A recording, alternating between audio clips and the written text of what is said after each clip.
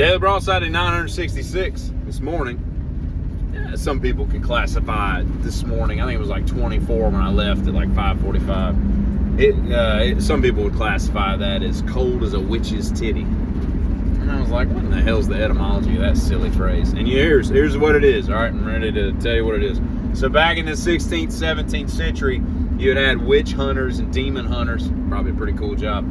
They would go around, and one of the ways they would determine if somebody was a witch is if they had a wart or a mole or a extra nipple, like a tertiary nipple, which I think is called like a supernumerary nipple, something like that. Just an extra nipple, right? Like a vestigial, whatever the word is, nipple. And the demons would come and suckle at the teat of the tertiary nipple, and so it was like all like war torn and numbed up and everything. And so the witch hunters would prick. That's how they do it. They'd prick the witch's, the presumed witch, her third tit, and if it didn't bleed or she didn't flinch from pain or whatever, I don't know what it was, they were like, she's a witch. She's got a cold nipple, and so there's that. And so cold as a witch's titty. Yeah, there's that.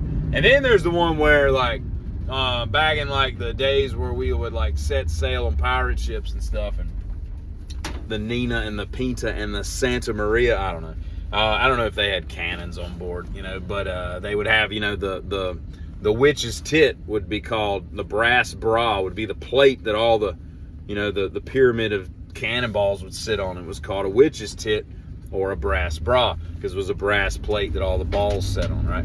And so when it would get really cold, what would happen was the brass bra would shrink, the witch's tit would shrink. See how I'm shrinking? That's shrinkage.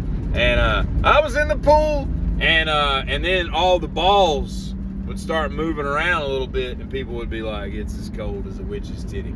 So there's the two prevailing theories of where it came from, that today is as cold as a witch's titty, which I didn't think it was as cold as a witch's titty.